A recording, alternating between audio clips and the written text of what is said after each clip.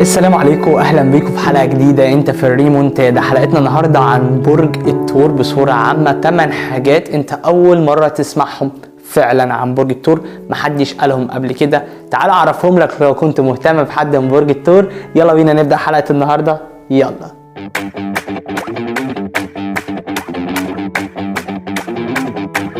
وكالعاده لو كنت جديد معانا في القناه فانا برحب بيك وبقول لك اهلا بيك. انت في الريمونتادا، انت في القناه دي عشان خاطر تبقى على وضعك، كمان تعرف حاجه جديده عن نفسك، عن غيرك، عن البرج اللي انت مهتم بيه، تطور من نفسك دايما وتدي امل لنفسك ان اللي جاي احسن ان شاء الله بيك. طالما انت بتسعى الباقي هيبقى على ربنا. اول نقطه معانا علشان ما نطولش حلقه النهارده على الناس اللي بحبها جدا، يعني بنات ورجاله برج الثور او الناس اللي مهتميه بيهم. برضو اهم حاجه تعرفوني بنفسكم انتوا ثور ولا لا تحت في الكومنتات. اول نقطه معانا، كلام الثور لا يحتاج الى ضمانات عزيزي.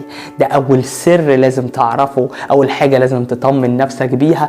طالما اعطاك كلمه، طالما اعطيتك كلمة فالموضوع انتهى، ما بيرجعش فيها، مش هيرجع ومش هيجيب ورا ومش هيقولك اصلي والله انا يعني اضطريت اعمل كده. لا، هو اعطاك كلمة خلاص، حتى لو كان هيجي على نفسه خلاص. اعطيتك كلمة خلاص، حتى لو كانت هتيجي على نفسها خلاص. مع العلم ان هو على فكرة يا جماعة يعني ساعات بيجي على نفسه كتير ومش بيبين، مش بتبين. مهم جدا انك تعرف الكلام دوت عن برج الثور.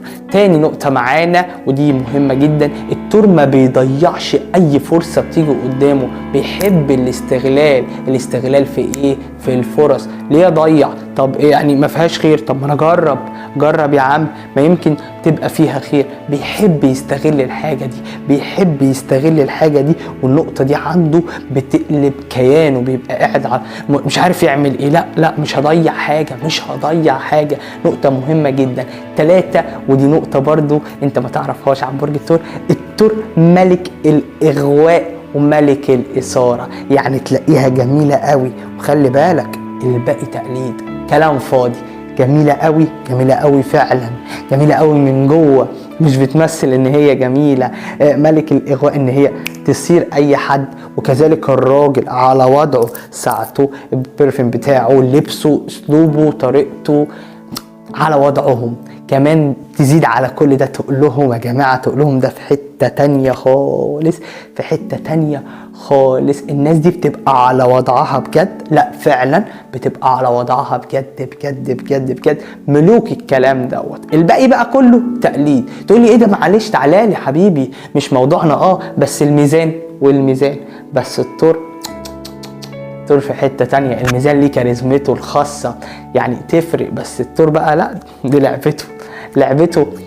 ليه؟ لان هو من جواه يعني زي ما بنقول اسومه العاشق، لانه رومانسي جدا. الناس بتقول لي ايه ده مش رومانسي، لا مش عارفه ايه. لا يبقى انت ما تعرفيش بقى ثور بقى، يبقى حد تاني بقى.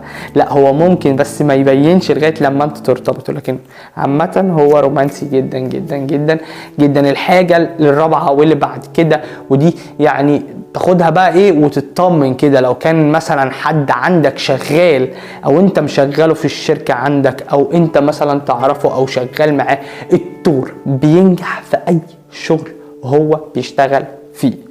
ما يعرفش حاجة اسمها خسارة، ما يعرفش حاجة اسمها كسل في الحاجة دي. هو عايز دايما يوصل لحتة بعيدة، هو عايز دايما يبين ان هو ممتاز. هو دايما حاطط شغله من ضمن اولوياته، لان عارف ان هو هيبني له حياته، عارف ان هيوصله في حتة تانية، عارف ان هو لما يبقى متميز في شغله هيوصل في حتة بعيدة قوي. طمن لو كان حد من برج الثور شغال معاك او انت مشغله عندك، لان الثور فعلا كده. الثور ما بيمثلش، لا هو فعلا كده. الثور بيحب يبقى شاطر في اي حاجة. الثور دايما بيحب يبقى متفوق، دايما بيحب يبقى الاول، ما يعرفش يبقى التاني. فدي نقطة مهمة جدا. النقطة الخامسة واللي بعد كده، هتخسر الثور من اول غلطة، هتخسر الثور من اول خيانة، هتخسر الثور من اول غلطة، هتخسر الثور من اول خيانة. وده كلام من الاخر مش هنشرحه. ليه؟ لان هو حساس قوي، كرامته ثم كرامته فوق اي حد. لا ده احنا تعالى نقف بقى ونتكلم والدنيا تخرب والدنيا تبوظ. من اول غلطة عشرة عمرك كلها هتروح. من اول غلطة. اوعى وخلي بالك ارجوك، لان دوت مش بيهزر. من اول غلطة، من اول خيانة، بص هتحط نفسك مع الطور في اي تفتوفة، فانت يا باشا تشيل شيلتك وتشيل نفسك وما ترجعش تقول اصل الطور عمل وسوى، ده قموصة ومش قموصة. لا لا لا. النقطة السادسة واللي بعد كده، اوعى وخلي بالك وانت بتهزر مع برج الثور، اوعى تهزر معاه. اوعى. ليه؟ هيقلب عليك، هيتحول، هيتجن عليك، هتتخض منه. ما بيقبلش الهزار. هزاره هو بيبقى لطيف مع ناس معينة. لو هزر معاك الهزار اللي انت بتهزر معاه بيه، فانت كده حاجة كبيرة قوي عنده. ده انت كده يا ابني، ده انت حاجة غالية قوي عنده. ما بيقبلش الهزار ده، ما بيقبلش ان هو يقلل من نفسه، ما بيحبش يقلل من نفسه في الكلام.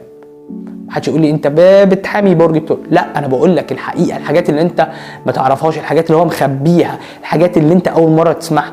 اوعى تهزر معاه. النقطه 7 واللي بعد كده، الثور ممكن يتجاهلك لغايه لما يرجعك لوضعك الطبيعي. انت بتعمل معايا كده؟ طيب مش شايفك، يلا عيني في عينك، يلا ومش شايفك. مين؟ ايه ده؟ انت مين؟